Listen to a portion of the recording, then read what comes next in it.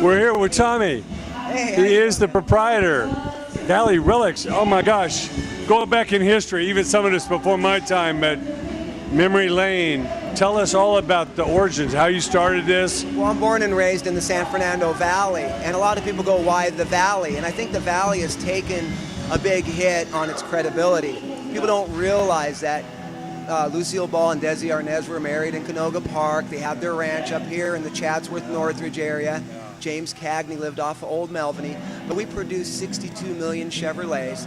We produced some of the best warplanes that defended the United States against the enemy, all the way up into Skunk Works. So 62 million Chevrolets out of Van Nuys, some of the best warplanes. We invented the BMX sport. Gary Littlejohn, Redline, Robinson, Mongoose Champion were made here in the Valley, the first BMX race, and racers came from here, which is now an Olympic sport. Not to name Marantz, Super Scope, Infinity, JBL, Sarah and Vega were all produced here. Then you have things like the Karate Kid, Bad News Bears, E.T. were filmed here, the Lone Ranger. Burbank's like the entertainment capital of the world now, with all the entertainment companies. And I just watched NBC and Disney and all that. Absolutely. And I watched the Valley history disappear over the years.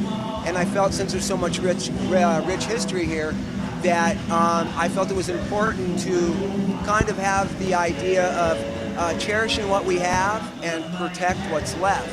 So this is a 20-year-long collection. We became a non-profit 3 years ago, opened the doors immediately after, and we've had a huge amount of success with what we do. We're currently trying to save the first Disney home that belonged to the Disney family. It's in Los Feliz, and the Disney brothers live there and got their start there. But that's kind of our mission. I mean, the original Palomino sign from North Hollywood. Palomino, right up the street from Nudi's, which we're looking at his cars right here. Yep, absolutely. This was, Nudie made this for his daughter. And that was, the convertible was the last Nudie car ever made in 1975. Amazing. You know, so there's just a lot of history here, and we believe the Valley history is important, and that's pretty much it. Yeah, so I'd hate to find out what the first piece was, but I guess you came in with quite a cachet. Yeah, this is about 50% of the overall collection. So we have helms, trucks, we have lots of neon signs that aren't here.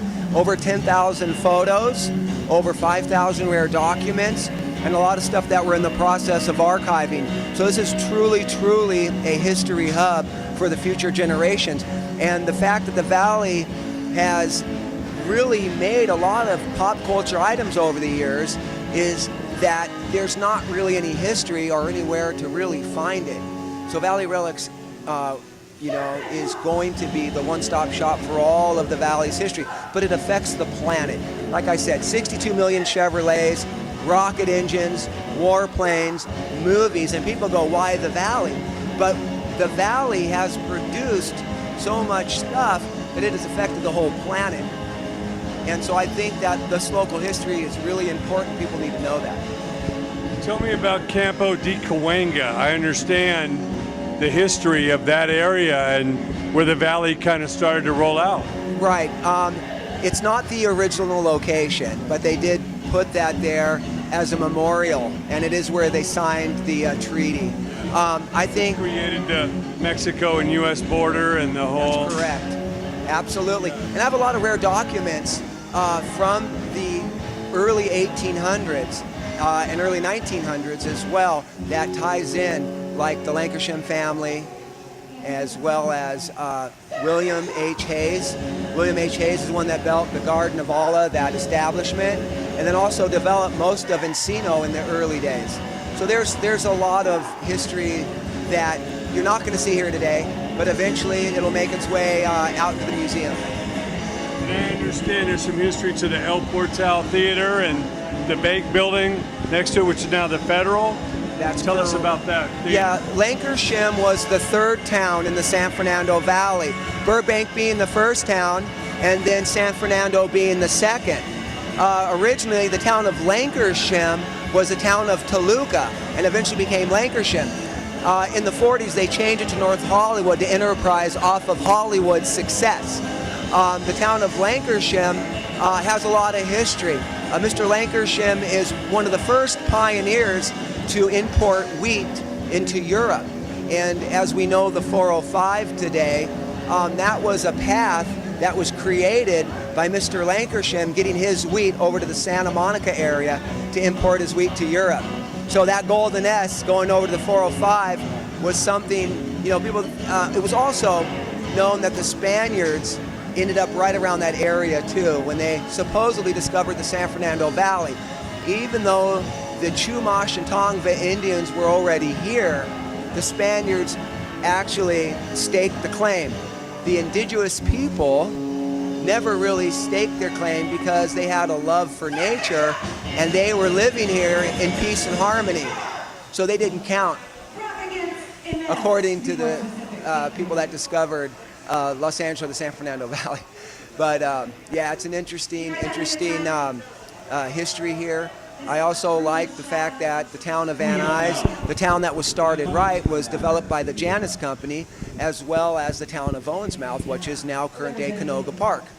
Piece of interesting history was the Janus Company developed Westwood. They came out, developed the town of Van Nuys, and then the town of Owensmouth. They needed a street to connect Van Nuys to Owensmouth, and that's where we got the street name Van Owen, from the town of Van Nuys to the town of Owensmouth. So that's the kind of stuff that I really enjoy learning about in the process. But yeah, a lot of history here. Amazing. I knew about the Palomino, I knew about nudies. You know, I live in North Hollywood myself and love the Valley. Yeah, people used to look at it as the second class to Hollywood or downtown, but as we know, it is the entertainment capital of the world now with so much out here, especially in Burbank. Right, so what I don't understand is that the Valley has taken a bad rep, but the fact that Lucille Well, you know, Johnny Carson used to rip Burbank all the time, yes. You know, but look what's in Burbank now. Right, and you had Bing Crosby, Bob Hope, James Cagney, Johnny Cash, Clark Gable, you had Abbott and Costello, you had so many famous people, Norma Jean, Marilyn Monroe went to Van Nuys High School, Robert Redford went to Van Nuys High School, John Elway went to Granada Hills. So there's, you know, for a second-rate community, I'm just curious why so many famous people have lived here. Even Ronnie James Dio, until he passed away, lived in Encino Hills. Now, the Palomino... I'm kind of glad that not everybody moves over here. I mean, we have enough people as it is.